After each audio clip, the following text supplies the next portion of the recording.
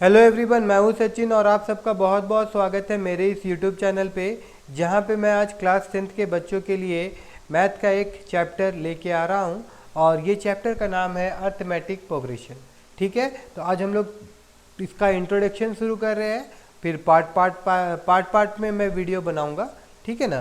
तो सबसे पहले तो हम लोग समझेंगे कि ये अर्थमेटिक प्रोग्रेशन होता क्या है। ठीक है, तो इसके लिए आप ही का बुक में ये लिखा हुआ है, देखिए कुछ एग्जाम्पल दिया हुआ है, मतलब यहाँ पे लिस्ट ऑफ कुछ सीरीज का नंबर दिया हुआ, कुछ पैटर्न नंबर दिया हुआ है। इनको आपको पहले तो ऑब्जर्व करना है अगर आप एपी को समझना चाहते हैं तो देखिए क्या करना होगा। पहला वाला मैं यहाँ पे लिख रहा हूँ, तो यहाँ पे मैं ये कलर ले लेता हूँ और पहला वाला मैं यहाँ पे आपको दिखा रहा हूँ। पहला वाला जो सीरीज है, इसमें पहला जो टर्म है वो 1 है और इसके बाद वाला टर्म जो है वो 2 है। अब गौर करिए कि पहला वाला टर्म पे अगर मैं 1 ऐड करूं तो ये 2 मिलता है और उसके बाद दूसरा वाला टर्म के बाद में जो टर्म आ रहा है वो 3 है, तो अगर मैं 2 में 1 ऐड करूं तो ये मिलता है, फिर 3 में मैं 1 ऐड करूं तो मेरे को 4 मिलता है और इस प्रकार से ये सीरीज हमारा चलते हुए जा रहा है। बात समझ में आया होगा।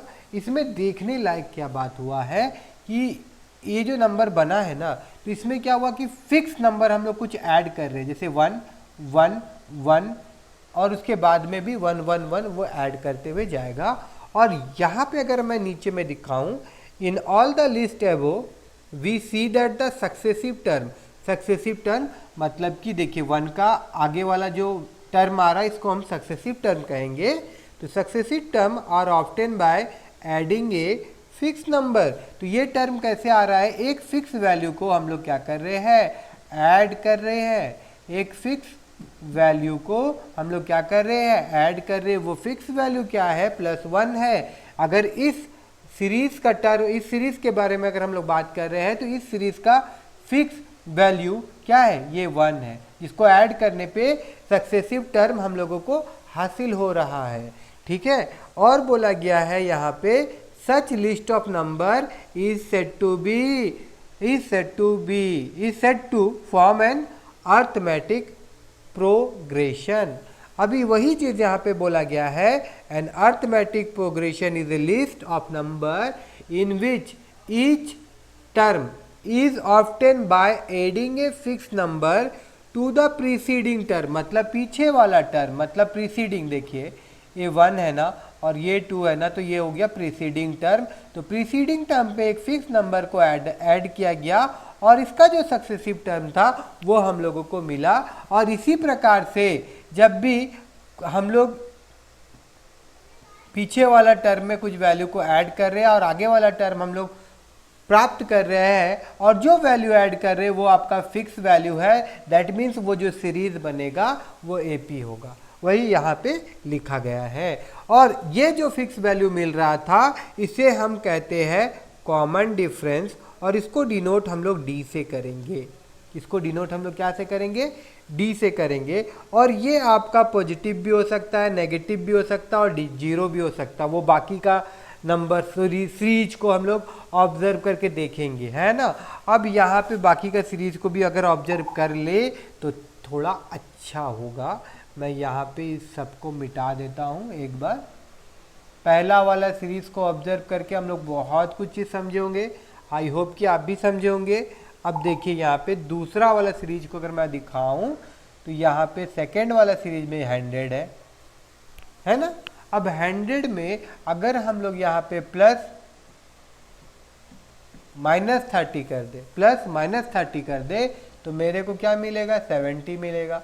और 70 में फिर हम लोग +-30 कर दे तो क्या मिलेगा, 40 मिलेगा। और 40 में फिर हम लोग प्लस क्या कर दे, -30 कर दे तो क्या मिलेगा, 10 मिलेगा। तो यहाँ पे भी कॉमन डिफरेंस, दैट मीन्स जो डी है उसका वैल्यू क्या है, -30 है।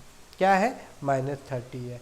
ठीक है, इससे मैं आपको और एक चीज़ दिखाना चाहता हूँ, ठीक है, जो आगे हम लोगों को ज़रूरत पड़ेगा।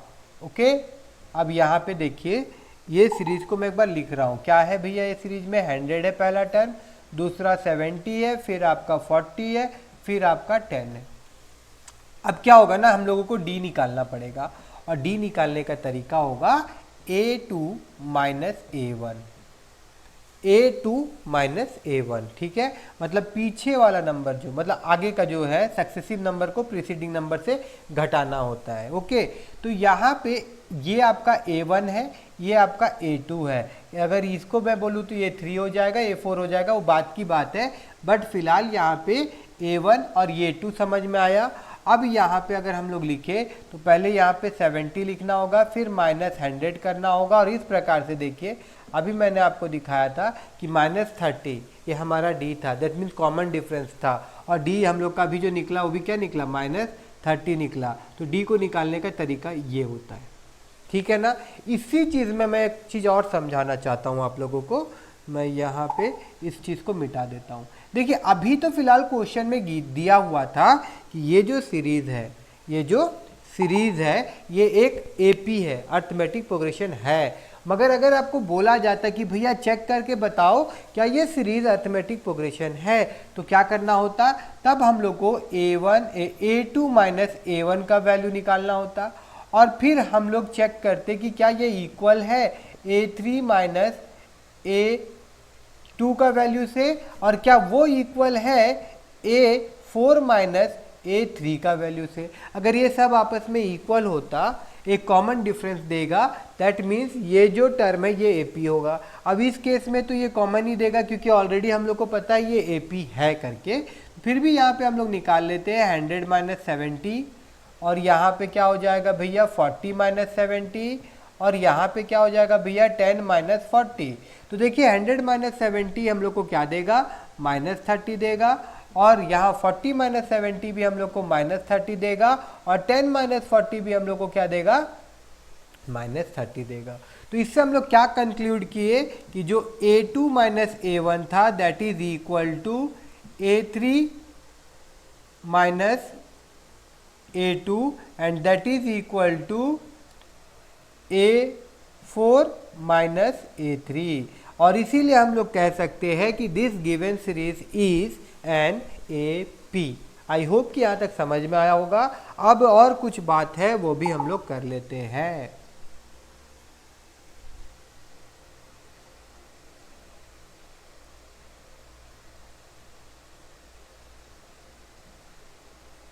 देखिए और क्या बात करेंगे हम लोग, देखिए यहाँ पे नेक्स्ट टर्म में भी अगर मैं आपको दिखाऊं यहाँ पे तो क्या है, -3 है। -3 में क्या हो रहा है कि +1 हो रहा है, तो ये मेरे को क्या दे रहा है, -2 दे रहा है। फिर +1 हो रहा है तो ये मेरे को क्या दे रहा है, 1 दे रहा है। फिर +1 हो रहा है तो ये मेरे को क्या देगा, 1 मिनट, यहाँ -1 है, 1 हो रहा है तो यहाँ पे मेरे को क्या दे रहा है, 0 दे रहा है, ठीक है ना। उसके बाद वाला नंबर में भी ये भी एपी है क्योंकि भैया 3 है, तो इसमें +0 कर देंगे तो मेरे को क्या मिलेगा, 3 मिलेगा। +0 कर देंगे तो क्या मिलेगा, मेरे को 3 मिलेगा। और यहाँ पे गौर करिए, यहाँ पे मेंशन है कि भैया जो कॉमन डिफरेंस है वो 0 भी हो सकता है, नेगेटिव भी हो सकता है, और पॉजिटिव भी हो सकता है, कोई भी वैल्यू हो सकता है। इसीलिए ये भी गिवन सीरीज क्या है, एपी है। उसी प्रकार से लास्ट वाला टर्म का अगर हम लोग बात करें तो देखिए -1.0 है, इसमें अगर हम लोग -0.5 ऐड कर देंगे तो क्या मिल जा रहा है, 1.5, -1.5, फिर 0 -1.0 ऐड कर दे रहे तो क्या मिल जा रहा है हम लोग को -2.0 मिल जा रहा है। और इस प्रकार से ये सीरीज बन रहा है, ठीक है। यहाँ तक आप लोगों को समझ में आ गया होगा। ये सारा एग्जाम्पल हम लोग ऑब्जर्व किए और हम लोग ये भी समझे कि भैया एपी क्या होता है, डी क्या होता है, ओके। और यहाँ पे समझने लायक वाला टर्म क्या है, देखिए ये मतलब ये टर्म क्या होता है, देखिए each of the number in the list is called term. मतलब यहाँ पे देखिए अगर ये टर्म को फिर से मैं लूँ 100, 70 और 40 और 10, that means each number in the list, each number in the list is a term. हर एक नंबर को हम लोग क्या बोलेंगे, टर्म बोलेंगे। और क्वेश्चन में अगर बताया जाए तो ये आपका फर्स्ट टर्म है, ये आपका सेकंड टर्म है, ये आपका थर्ड टर्म है, ये आपका फोर्थ टर्म है, ठीक है। और एक चीज़ मैं आपको बता दूं कि हमेशा जो फर्स्ट टर्म होता है उसको हम लोग ए से डिनोट करते हैं। जैसे कि कॉमन डिफरेंस जो हम लोग अभी देखे थे, कॉमन डिफरेंस जो हम लोग अभी देखे थे उसको हम लोग डी से डिनोट करते हैं, उसको हम लोग क्या से डिनोट करते हैं, डी से डिनोट करते हैं, और फर्स्ट टर्म को हम लोग ए से डिनोट करते हैं। और इसके बारे में भी यहाँ पे कुछ लिखा गया है, तो वो भी मैं आप लोगों को पढ़ के एक बार बता देता हूँ। तो यहाँ पे मैं इसको मिटाऊंगा।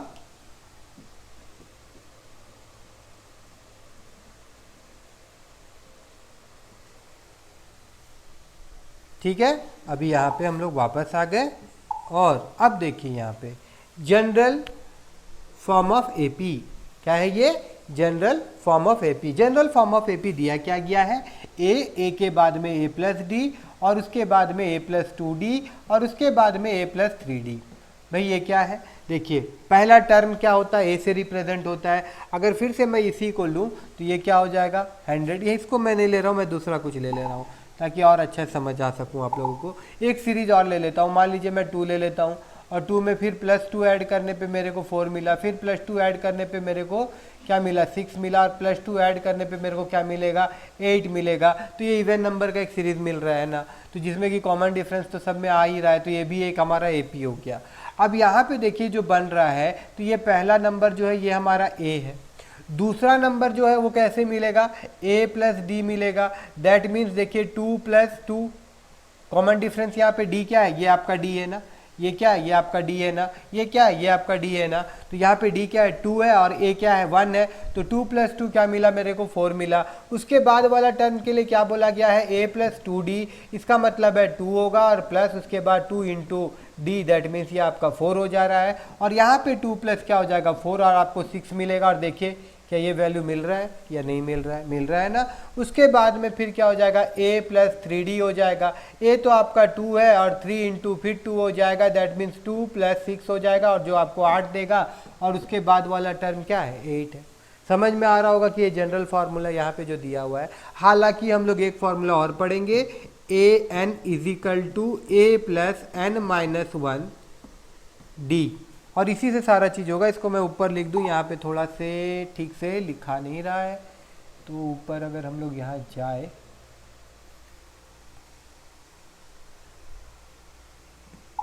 और यहाँ पे मेरा ये हट गया है, इसको मैं मिटा देता हूँ यहाँ पे।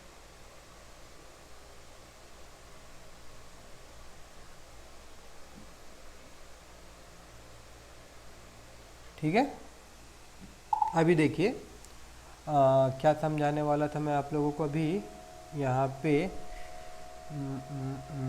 अर्थमेटिक प्रोग्रेशन हो गया।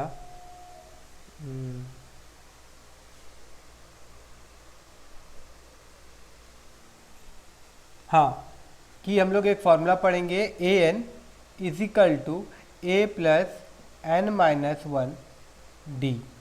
ठीक है, तो यहाँ पे जो था ये आपका टर्म है, TERM टर्म। ठीक है, अब ये कौन सा टर्म है, that depend the value of n जो होगा नंबर होगा कोई भी, जैसे मान लीजिए कि ये 4 है, तो इसको हम लोग A4 लिखेंगे, इसका मतलब ये 4th टर्म है। अब 4th टर्म अगर हम लोग निकालने जा रहे हैं, तो यहाँ पे A का वैल्यू यहाँ पे 4 - 1 हो जाएगा, और यहाँ पे फिर D का वैल्यू, ठीक है, n का वैल्यू यहाँ पे हम लोग पुट करेंगे। और इस प्रकार से कोई भी टर्म हम लोग डायरेक्ट निकाल सकते हैं। हम लोगों को इस तरह से एक एक को जोड़ जोड़ के देखना नहीं पड़ेगा, ठीक है ना। वो हम लोग देखेंगे आने वाला क्लास में। जस्ट अभी मैं आप लोगों को एक मतलब एक क्या बोलूँ, इंट्रोडक्शन क्लास है, तो उसी प्रकार से मैंने आप लोगों को बता दिया। ओके, अब कुछ एग्जाम्पल हम लोग देखेंगे। यहाँ पे देखिए एक क्या दिया गया यहाँ पे, ऑलरेडी देखिए क्वेश्चन में देखिए यहाँ पे एपी दिया है। एपी दिया है मतलब डायरेक्ट हम लोग क्या करेंगे, डी का निकालने बोलेगा तो इसको इसके साथ माइनस कर देंगे। अब यह निकालने क्या बोला कि फर्स्ट टर्म ए निकालना है और डी निकालना है। सिंपल सा बात है। सबसे पहले यहाँ पे ए, आँख बंद करके मैं लिख दूँ तो चलेगा 3/2, क्योंकि पहला टर्म जो होता है वो हमारा ए होता है। दूसरा बात डी निकालने के लिए मैंने आप लोगों को अभी बताया था a2 - a1 करना होगा। तो भैया इस टर्म में देखिए a1 का वैल्यू दिया हुआ है 3/2 और a2 का वैल्यू दिया गया है 1/2। तो यहाँ पे क्या लिखना होगा, हम लोग को 1/2 को माइनस करना होगा 3/2 के साथ में। तो देखिए यहाँ पे दोनों में 2 है तो एलसीएम 2 आ गया, ऊपर में 1 - 3 आ गया और ये हमको -2/2 देगा। इसको काटने पे हम लोग को -1 मिलेगा। तो डी भी निकल गया और ए भी निकल गया। आई होप कि आप सबको समझ में आया होगा। अब उसके बाद अगर आगे आगे का एग्जाम्पल हम लोग देखें तो यहाँ पे क्या बोल रहा है, which of the following number of AP, which of the following list of number form an AP, मतलब इसमें से कौन सा एपी बना रहा है। तो एपी बनाने का तरीका क्या चेक करने का, जैसे पहला वाला को मैं आपको चेक करके दिखा रहा हूँ। क्या करना पड़ेगा यहाँ पे देखिए 4, 10, 16, 22। अब ये क्या है आपका A1 है, ये क्या है आपका A2 है, ये क्या है आपका A3 है, ये क्या है आपका A4 है। तो यहाँ चेक करना होगा कि क्या A2 माइनस A1 इक्वल है A3 माइनस A1 के A2 के साथ, और क्या ये इक्वल है A4 माइनस A3 के साथ। चलिए चेक कर लेते हैं। तो यहाँ पे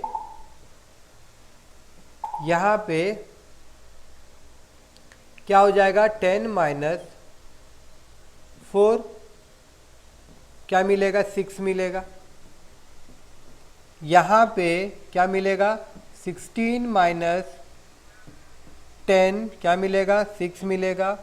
यहाँ पे 22 माइनस 16 क्या मिलेगा, 6 मिलेगा। तो देखिए 6 equal to 6 and 6 equal to 6। तो यहाँ पे मैं बोल सकता हूँ कि A2 minus A1 equal to A3 minus A2 equal to A4 minus A3। ठीक है, यहाँ पे पहले से हम लोग इक्वल ना दिखाए तो ज़्यादा अच्छा होगा। यहाँ पे पहले हम लोग इक्वल ना दिखाए तो अच्छा होगा। यहाँ पे सिर्फ हम लोग इसका वैल्यू निकाले तो ठीक रहेगा। ऐसे ऐसे ऐसे ऐसे ऐसे ऐसे ऐसे ऐसे ऐसे, और बाद में हम लोग दिखा देंगे यहाँ पे कि A2 minus A1 is equal to A3 minus A2 and that is equal to A4 minus A3। And इसको हम लोग कॉमन एक नंबर से डिनोट कर सकते हैं D, और हम लोग तो अभी बोल रहे कॉमन डिफरेंस क्या होता है, D होता है, और यहाँ पे सबका डिफरेंस कॉमन ही आया है तो इसको मैं लिख सकता हूँ D and that is equal to 6। ऐसा भी दिखा सकते हैं हम लोग। और यहाँ पे हम लोग लिख सकते हैं कि ये सारा इक्वल है, इसीलिए hints the given list of number